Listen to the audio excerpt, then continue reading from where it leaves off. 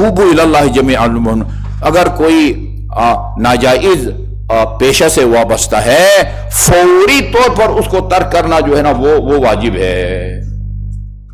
अब मुझे नहीं मालूम सबसे ज्यादा इस मुल्क में राइज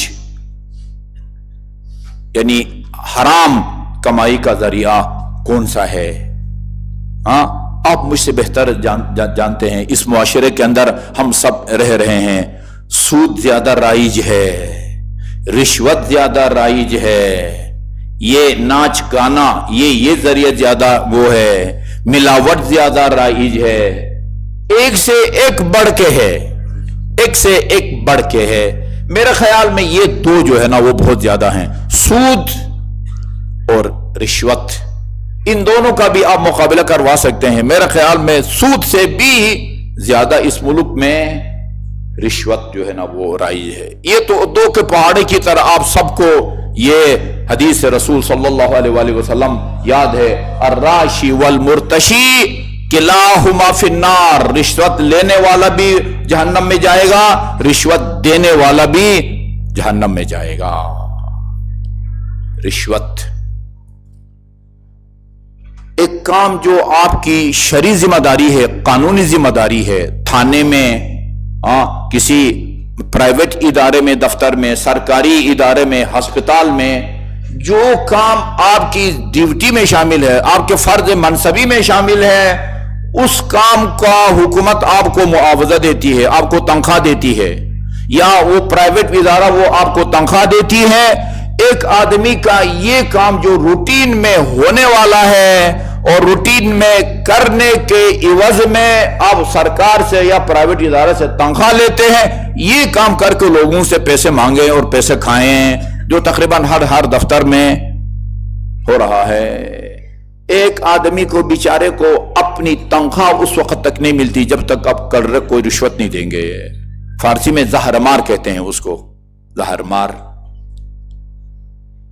यानी इस तरह की हराम चीज को ना सांप का जहर का नाम देते हैं, मुहावरा है, सांप का जहर वो जानलेवा साबित होता है ना, जहर मार लेता है आदमी। एक आदमी के जायज काम करके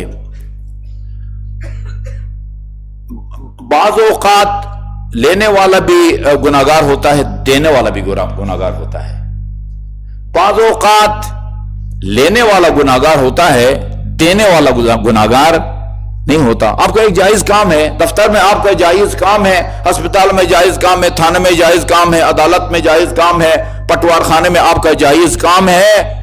आप पैसा दे के किसी की हक तलफी नहीं कर रहे, वो अगला बंदा जो सीट पे बैठा है वो आपसे पैसे लेके आपको आपका हक दे रहा है। जब तक आप ये पैसा नहीं देंगे तब तक आपको ये हक नहीं मिलता।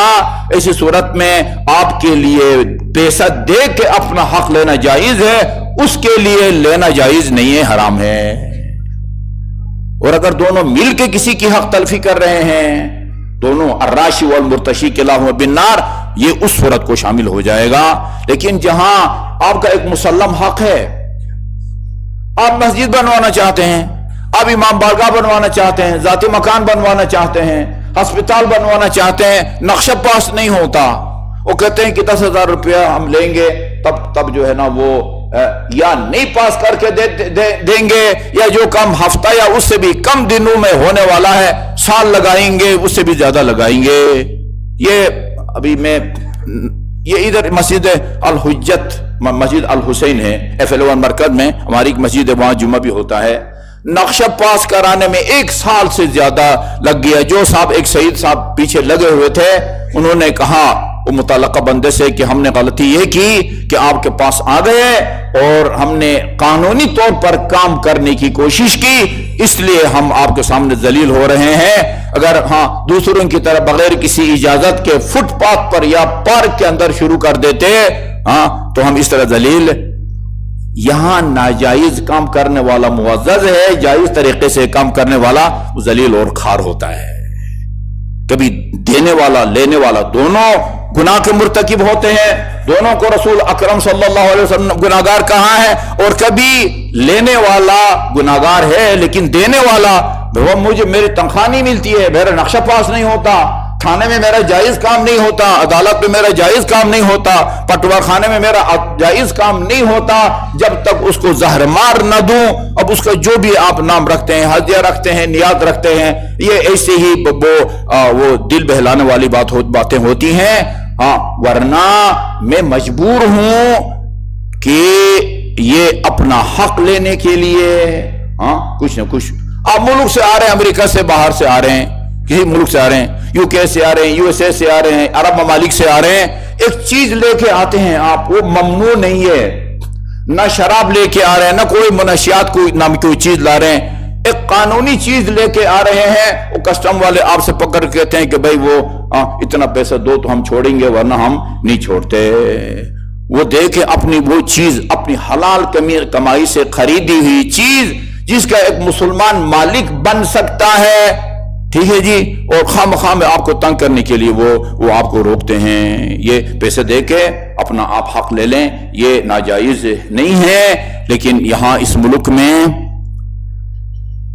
5 रुपये मांगते हैं, 5 रुपया। कई दफे ऐसा हुआ है, 5 का सिक्का दे दो भाई, 5 का सिक्का।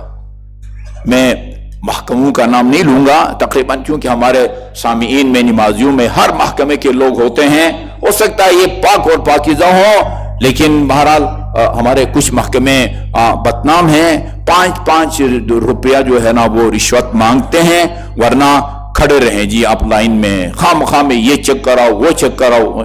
ये रिश्वत बदतरीन, इस मुल्क में राइज तरीन जो गुनाह है वो रिश्वतखोरी है। रिश्वत भी हराम खोरी की जुमरे में आता है। 100% हलाल कमाई से, हलाल खरीद के उसको शरई तरीके से पाक किए बगैर खाना, ये भी हराम खोरी के जुमरे में आता है।